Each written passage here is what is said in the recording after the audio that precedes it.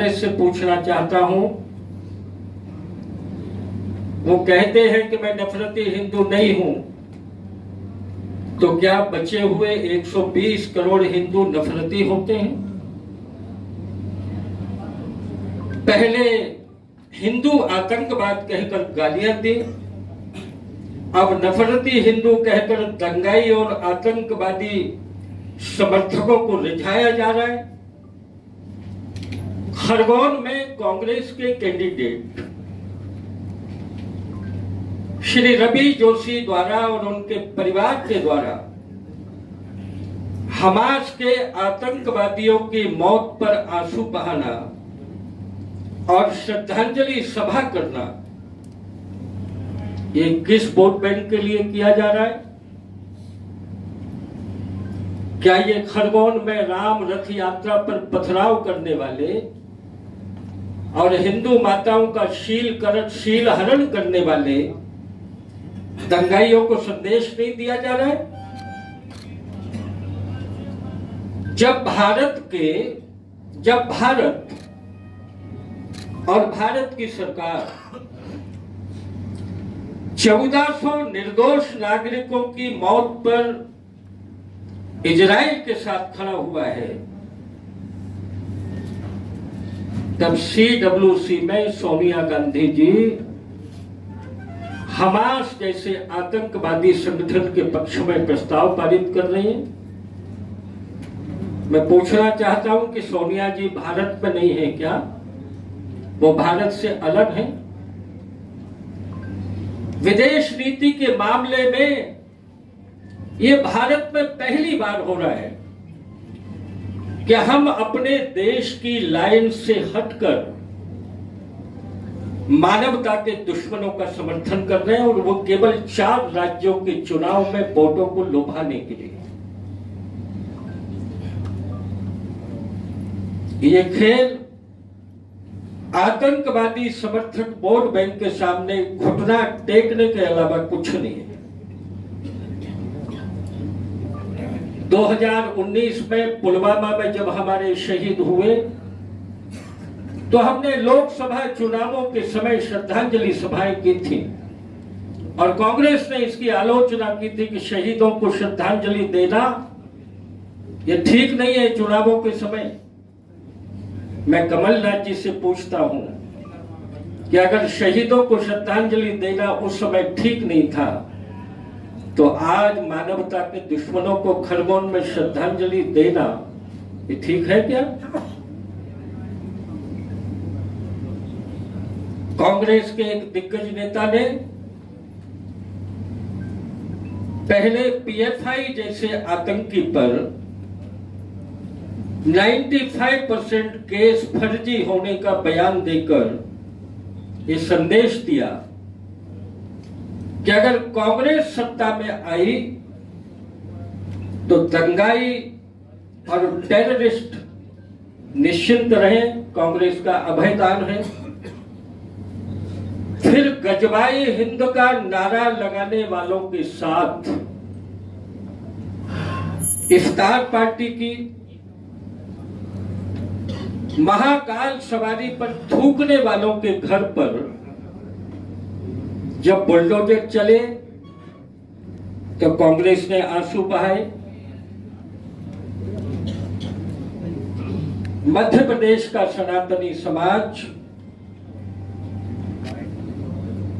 मल्लिकार्जुन खड़गे जी के इस बयान को भूला नहीं है, जब उन्होंने ये कहा था कि अगर भाजपा आई तो सनातनियों का राज हो जाएगा।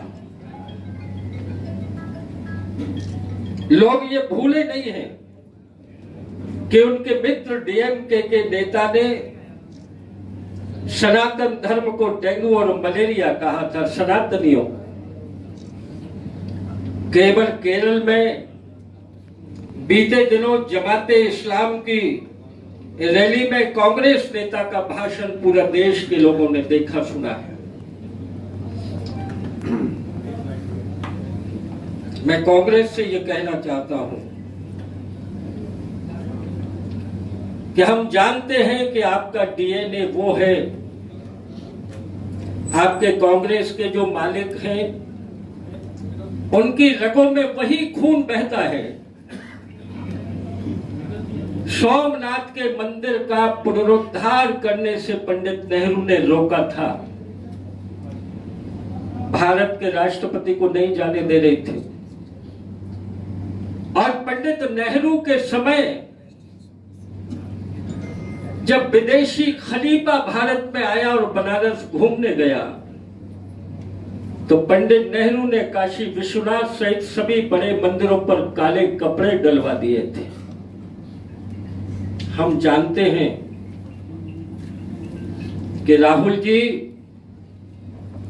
आप उन्हीं के वंशज हैं जिन पंडित जवाहरलाल नेहरू ने कहा था I am Hindu by accident, मैं दुर्घटना से हिंदू हो गया।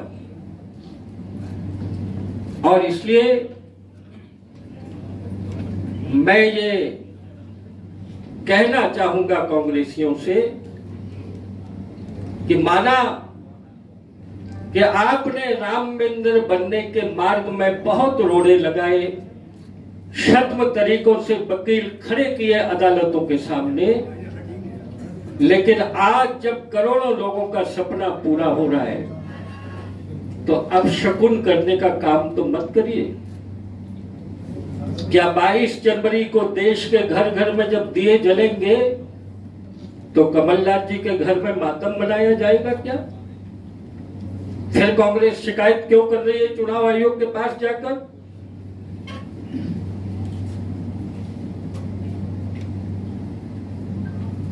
और इसलिए ऐसा अवसरवादी दल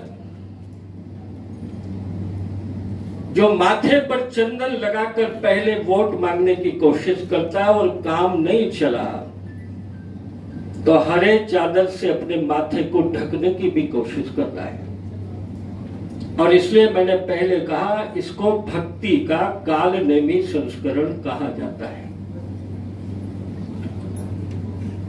गरीबों के कल्याण के मामले में झूठे वादे करने वाली कांग्रेस के कारतूस इस बार चुनाव से पहले गीले हो गए। कुछ एनजीओ कमलनाथ जी का घोषणा पत्र बनाती रह गई, तब तक शिवराज सिंह जी ने पैसा भी खातों में डाल दिया। और इसलिए हताशा में डूबी कांग्रेस इस समय मध्य प्रदेश में हिंदू विरोधी तुष्टीकरण की नीति पर आमादा हो गई।